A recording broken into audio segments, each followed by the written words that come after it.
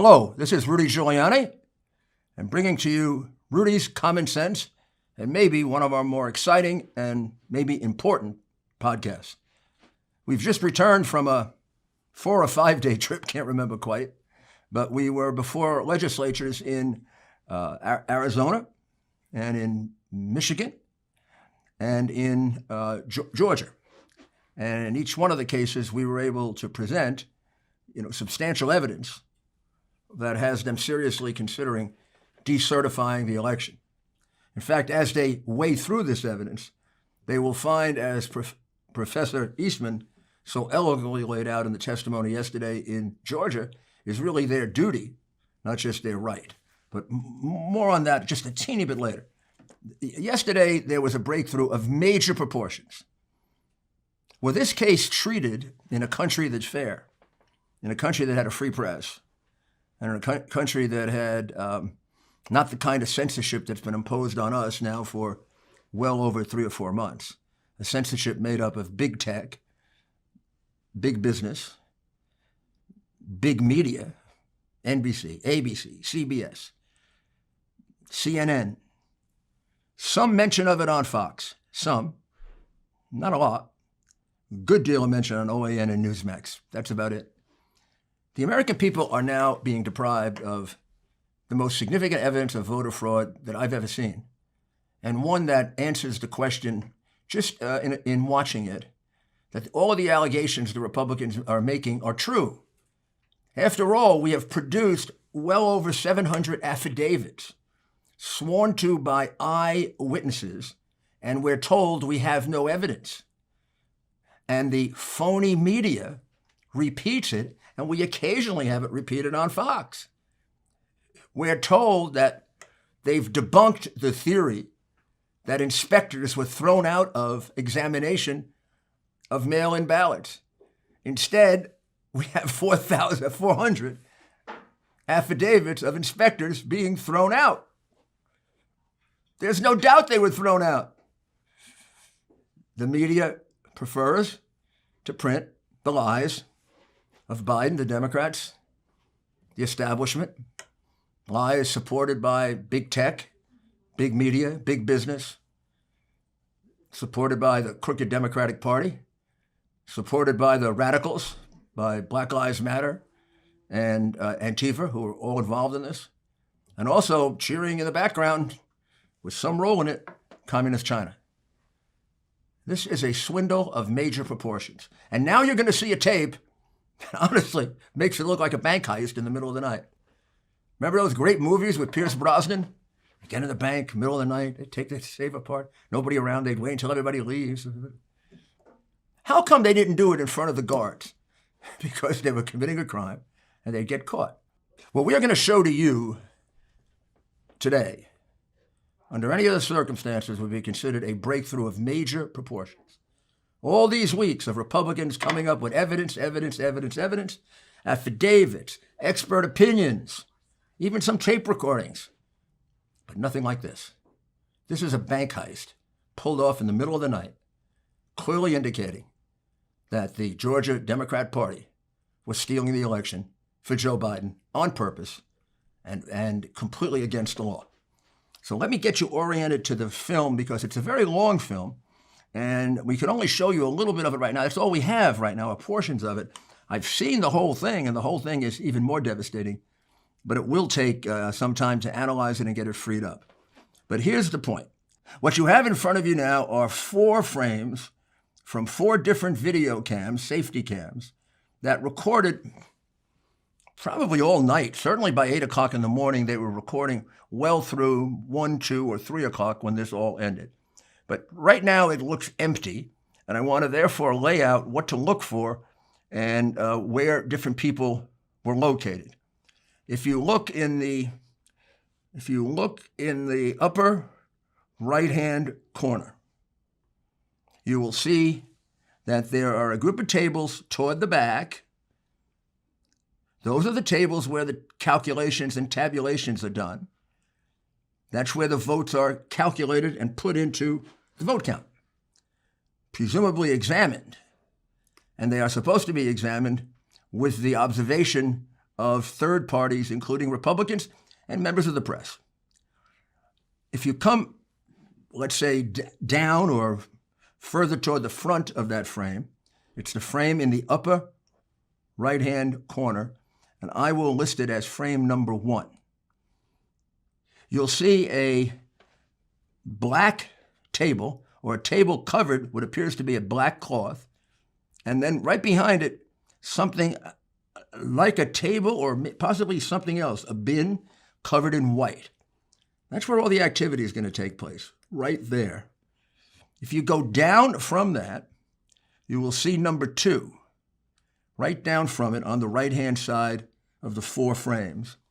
You'll see a frame of largely most of the room, except from the perspective now of the people counting the votes, because they're out of the picture and they are looking back at what's happening.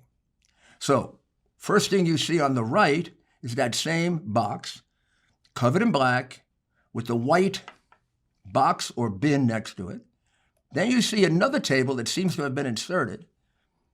And then way toward the back, toward the wall, you see it's empty at this point, but that's where during the day the observers are allowed to stand and observe. That would include members of the press, Republican, Democrat, Independent, whomever. Public access so you can assure that the counting is honest. And what you see here is you see the area where the press and the observers are located. You see that at the very back of the photo, against the wall, and that's basically facing back to frame 1. So 1 and 2 constitute one frame, looking at it this way and looking at it that way. The frames, let's call it 3, in the bottom left-hand corner, is a perspective from the side, and there we don't seem to have an observation of the critical black table, or the critical table covered in black. To me, it eerily looks like some form of a casket, and you expect Dracula to come out of it.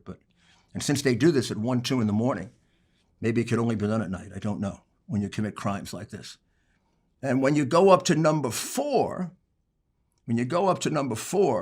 you can see we get most of the table in the bottom, and basically in the bottom of the picture, you can see the table. You can see the white, we don't know if it's a table or bin behind it. And then you can see facing it, the people who are going to be involved in evaluating and counting and theoretically examining the vote, although they do very little examining, if any. Now, let me take you back just a little, because we don't have this tape yet. I've seen it, but it hasn't been produced yet. And the lady who is a lawyer from an institute who analyzed all this is going to explain it to you. The votes that were counted around 1 or 2 in the morning were brought in about 8:30 in the morning before, and they were put under that black table by a lady with blonde hair and braids. That's the way she's described. So let me play this for you now, and I think this will help you somewhat follow it, although it does happen quite fast, but it is of enormous significance. And by the way, the number of votes here flips, without any doubt, Georgia, from Biden, who dishonestly won it, to Trump, who honestly won it.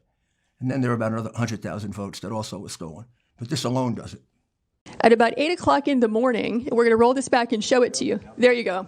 So now they're going to start pulling these ballots out from under this table. This table, the black one, was placed there by the lady with the blonde braids at about 8:22 a.m. in the morning. So she put that table there. So the same person who's staying behind now, the same person who cleared the place out under the pretense that we're going to stop counting, is the person who put the table there at 8:22 in the morning. Yeah, I saw 4 suitcases come out from underneath the table.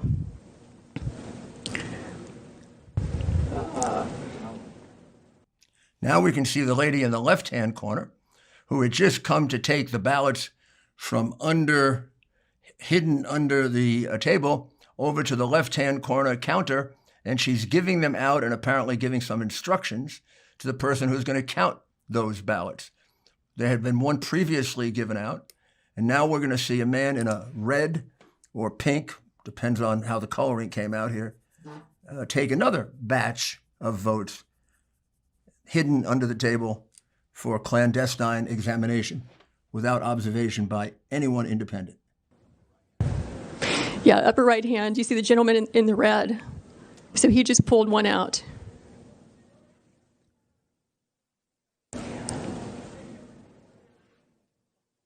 Just to stop for a minute, you can see that the man in the red went all the way from there to the furthest part of where the counters are. You might not be able to see him now, but I'm putting a marker on him, and he's all the way over in the corner, showing the counters in the corner what to do. The woman with a yellow sweater on, who had delivered that batch to the group on the left, seems to have already completed her mission in telling them how to count, and presumably telling them to count quickly, because I want you to note, that's why I stopped it, that when you watch this and you look down to frame 2, would you please notice that there are no observers? That whole observer table has no one, not a single person. This is why it was done this way, so they could be counted when there were no observers around.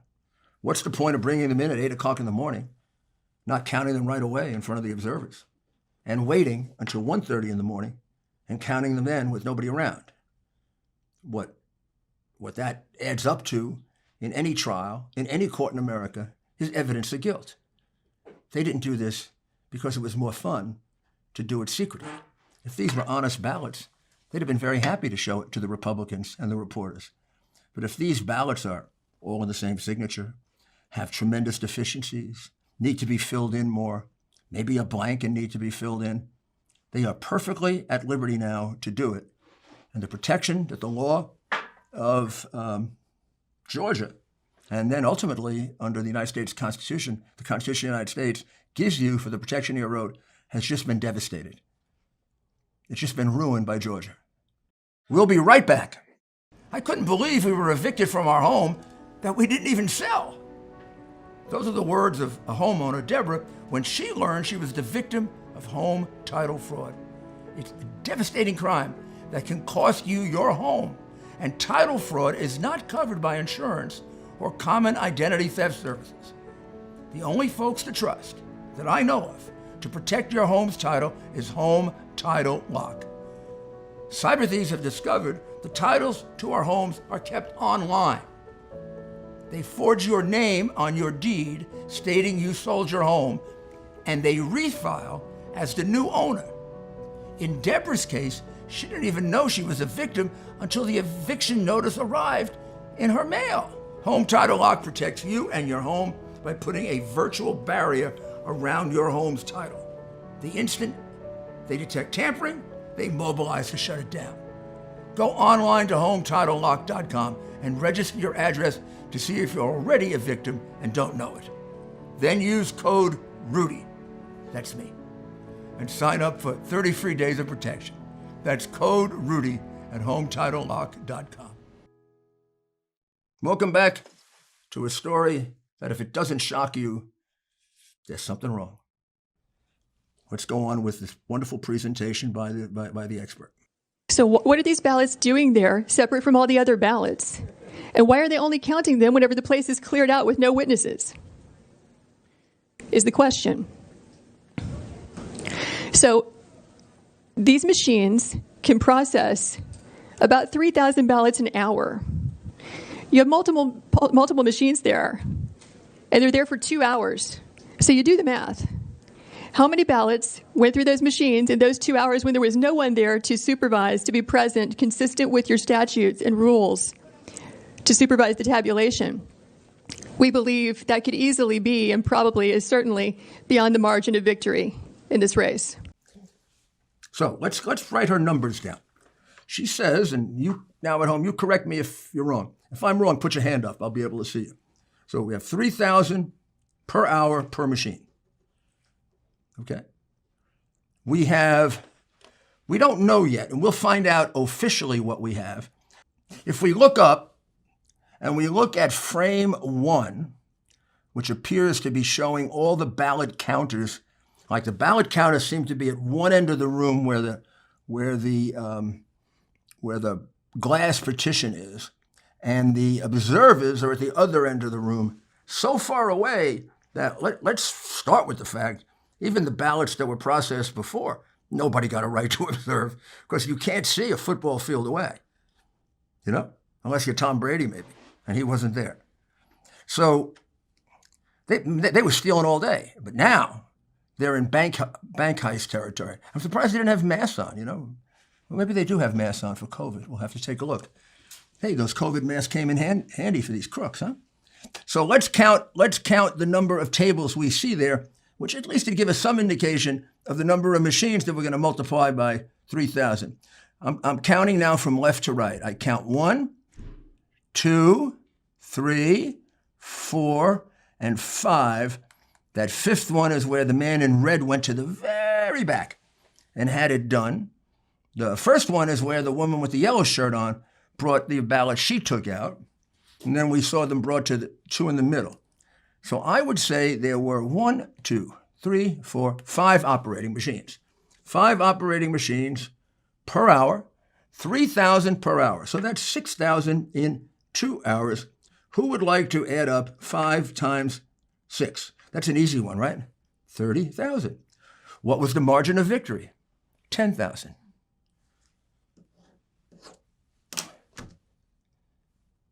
Election over. These are taken out of Maricopa County, where he was ahead. It also should be taken right out of the Democratic number. These aren't Republican county officials. These are Democrat county officials. Why should Republicans suffer for the crimes of Democrats? I know in Washington that's what they try to do, but in America, people suffer for the crimes they committed. So these 30,000 votes should be taken right out of Biden's number. They were done by Biden's people. In fact, they were done so blatantly by Biden's people. Our people were thrown out. And I know there's no longer a free press, but why aren't they angry that they were thrown out? Because they're in the tank. I don't know if that's an expression everyone knows. It may be a New York boxing expression.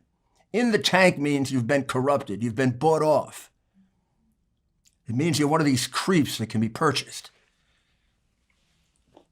If a reporter looks at this and doesn't see a Pulitzer Prize winning story, then give up the profession. Go do something else. They might have done a bank robbery better than this. And let's see what kind of phony excuse the Fulton County crooked Democrat counting machine is going to make for this one. And let's see if the crooked press accepts it. And let's see if any of the networks cover it. And then when the whole tape comes out and it's completely analyzed, here's what you'll see. You'll see them coming in the morning, all friendly, all everything. The observers are put at the, as you see in frame 1, at the far end of the room where they can see nothing all day. They complain all day that they can see nothing. They are ignored all day by the crooks. So all those ballots counted should be discounted. But in case, you just can't buy that. In case we have to hit you with evidence that we normally don't get in order to break down the propaganda exercise that was done on your mind. What you just saw is probably one of the most dramatic examples I've ever seen of someone trying to steal an election for President of the United States. I mean, these people should all go to jail for a long time. And it's not good to say, like some of the senators tried to escape it, well, we'll fix it in the next election. Oh my goodness, they've been saying that in Philadelphia for 50 years. They've been saying that in Chicago since Daley stole the 1960 election. I mean, all these Democratic cities, they've been saying for years they're going to fix it. They're not going to fix it. I know how you fix crime. You put the criminals in jail and you reverse the consequences. And there are laws to do that. This is beyond the competence of the rest of the state government. The United States Constitution, as I pointed out, gives us the remedy, the sole remedy. And this is a chance for us maybe to work our way out of this by reaffirming the genius of the United States Constitution. Can you believe that our founding fathers anticipated that this kind of corruption could happen? Of course you can believe it. Madison once said, if men were angels, we wouldn't need governments. Jefferson, Franklin, all had an equal, critical attitude of the human personality that could easily lead to corruption because of the desire for power and money. And boy, these crooked Democrats have both. Hillary pulling down hundreds of millions with the Clinton Foundation illegally, Biden pulling down hundreds of millions with the Biden family organized crime group. That's what we're dealing with. But let me give you a little more of the evidence there, because although this all by itself decides the election, let me say you're not dealing with just this one group of fraudsters in Fulton County.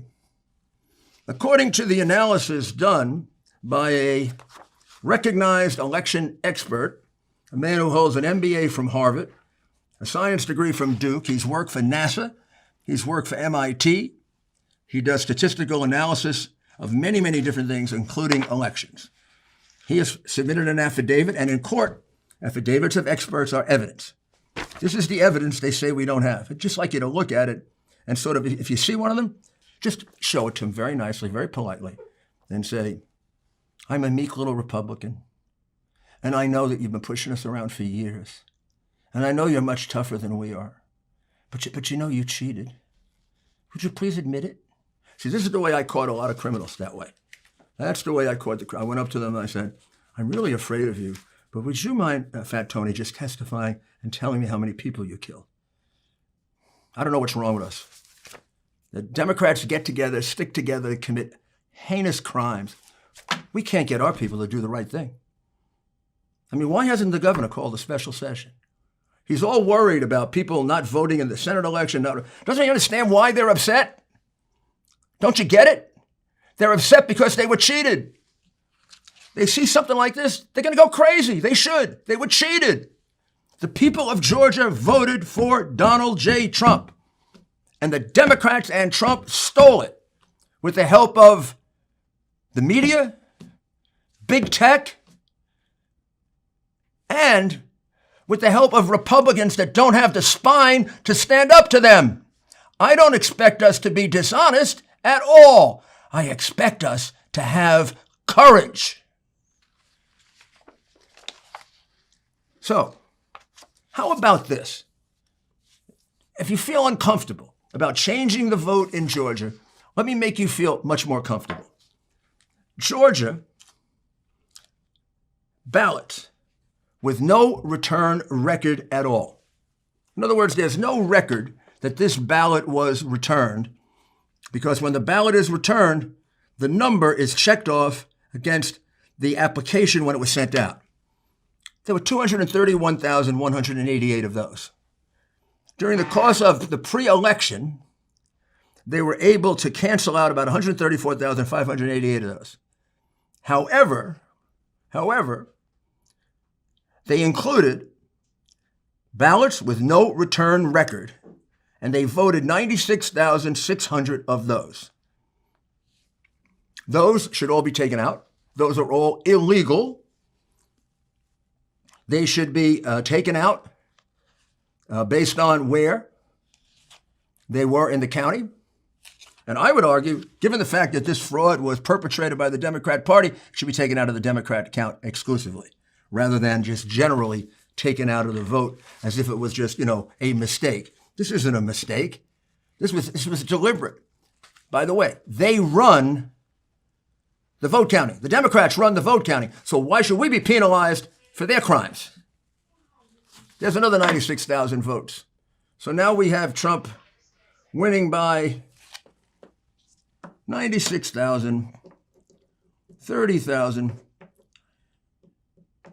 Oh, gee, 120, kind of like where he was on election night. Huh. I wonder if they didn't have it all organized to throw people out and catch up with phony ballots. Oh, no, Democrats wouldn't do that. Nah. The media says Democrats are very honest and never engage in election fraud.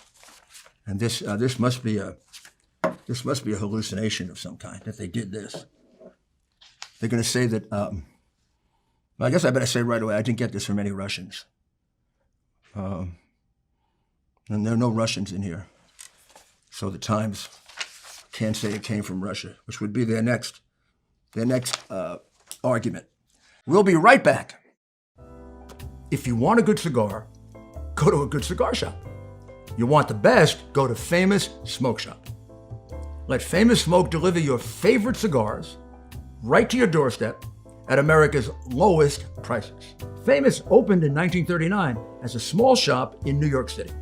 Today, it's the largest privately held American-owned cigar business in the country.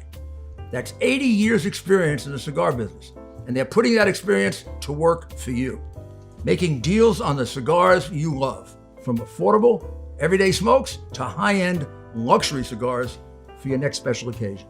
Go to famous-smoke.com/Rudy and click the Activate button to apply the promo code. Pick from more than 1,000 cigar brands, fresh and ready to ship from Famous Smoke's climate-controlled, 24,000 square foot humidor.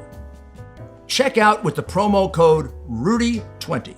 That's Rudy, R-U-D-Y, 20, and get $20 off your order.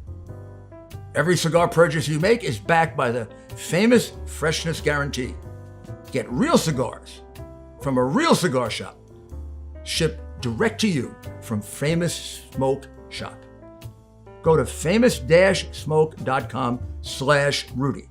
That's famous-smoke.com/Rudy. Welcome back. Also, there were witnesses, numerous eyewitnesses. I mean, we're backed up with about 50. We presented about 12, and their testimony was all devastating. They were eyewitnesses to fraud. Dana Van Buren Smith, who was a poll worker in Hart County, she stated that she was instructed to bring the ballot bags to the election office unsealed. Why unsealed? Because it's a lot easier to cheat with them when it's unsealed. She noticed them counting from the back room where they were in cardboard boxes rather than the ballot bag that she sealed on election day, which means they either took this sealed box on election day and decided to put it into a crappy box, cardboard box, or these were just extra votes that had been brought in from somewhere in cardboard boxes that just got added to the tally, and explain some of that difference between the ones that are unaccounted for. I also observed that the special paper ballots were stacked neatly in the boxes, whereas on election night, they were all thrown together in the ballot bags. She called the situation a security nightmare, the county center, a security nightmare. Another one of our poll watchers who stayed there all day, just a very nice person, a very spirited public citizen, a gentleman named Mark Amick. Mark Amick stayed there for 2 days as an observer and never got to observe a single ballot, ever. He was put so far away at that Fulton County thing we saw that he couldn't see anything, even with binoculars. I could not read the ballot selections made by the voter on the original ballot or the ballot selections made by poll worker on the second ballot. They were filling out new ballots. They were taking a ballot, and they were filling it out. First of all, that's illegal. Number two, did they put the right name down? Well, Mark Amick said this was done over and over again. He complained about it, but he couldn't read or verify the ballot selections. And eventually, by complaining so much, he was thrown out. He supplied some pictures of just how far away he was.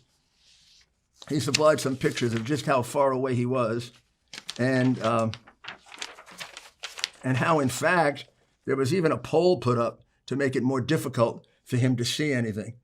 But I mean, this is outrageous. They're supposed to be observers, and they're not observing.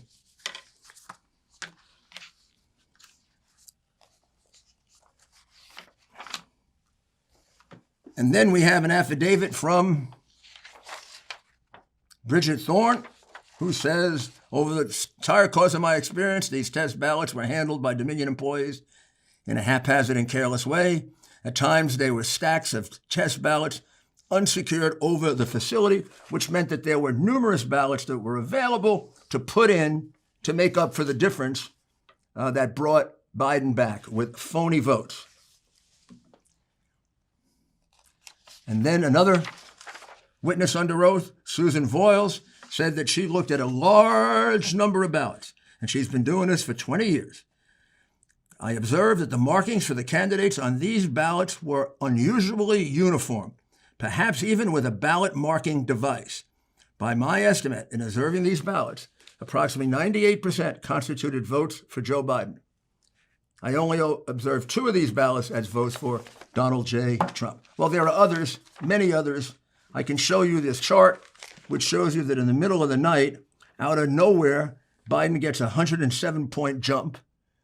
107-point jump. So we get a pretty good idea of who those ballots were for under the table. Well, this is a pretty darn terrible situation, isn't it? Maybe one of the worst in vote counting in our history, because this is not isolated to Georgia. This is true in Pennsylvania. It's true in Michigan. It's true in Wisconsin. It's true in Nevada. It's true in Arizona. And it's true in Georgia. And we have so many reluctant Republicans, so afraid to do their duty. Oh, my God. The Democrats steal with impunity, and we are afraid to do our duty. Where's our gumption? Where's our backbone? Where's our dedication to our Constitution? Well, the Supreme Court, assuming that we did have heroic patriots, came up with a solution.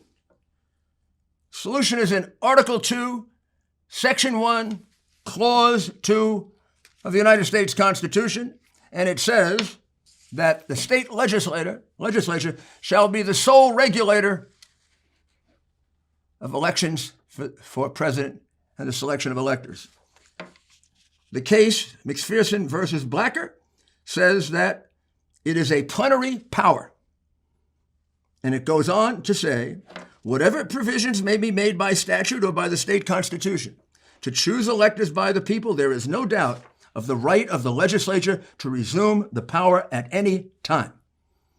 The state, of course, after granting the franchise in the special context of Article 2, can take back the power to appoint electors. And that is particularly true when there are indications of fraud in the election. There are not indications of fraud in this election. There's overwhelming evidence of fraud, including now a smoking gun bank robbery videotape. What do we need, state legislators? What do we need? This is not our obligation to the Republican Party, although that wouldn't be bad either, since our party is being raped by them.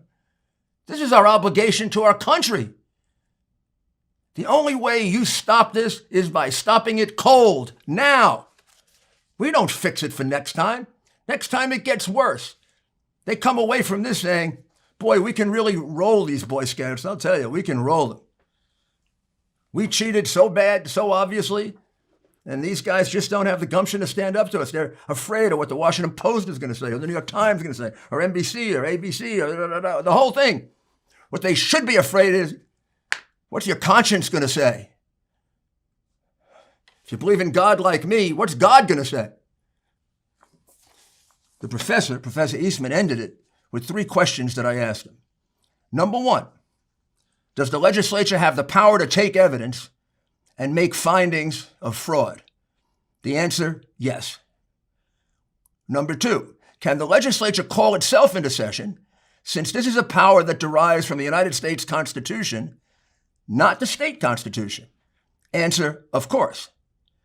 And number 3, can one of the remedies be awarding the electors to the aggrieved candidate? The answer to that is, of course, if the evidence is there. Well, now, if this doesn't move our Republican governors and legislators to step up in the name of their country to save this election, what do we have in our party? I don't care if you were once for McCain or you were once for this one or once for that one. I was once for McCain. McCain was a friend of mine. I campaigned for him. I ran against him, and he remained my friend. But let's break all this viciousness now. This is above us. It's too big. This is too big. It's not about Trump. It's not about Biden. It's not about John McCain. It's not about some petty grievance or... We let this happen. We have in 1 year allowed them to erode our right of freedom of religion, really, really limit our right of free speech with the lockdown and the way in which they've imposed an almost iron curtain of silence. And now we've let them substantially destroy our right to vote. It's time for patriots to stand up. You can take the pressure. You might get doxxed. I don't know what will happen to you. How do you want to live your life? Do you want to live it as a patriotic American, or do you want to live it as a sniveling little coward? When people get called on, some men and women get called on to give their lives for our country, and they say yes, and they realize it's unfair that they were the only ones selected. Well, this time the finger of responsibility points to you, the state legislators. You can save our country. You can do something so historic, so brave. We can write a new Profiles in Courage. Maybe we need that. Maybe that turns us around like that. I implore each one of the state legislatures to take up a new special session, listen to the evidence, look at the smoking gun, and make your determination in conjunction with the overwhelming evidence that Biden deliberately stole this election and actually lost it to Donald Trump by a fairly wide margin. Thank you.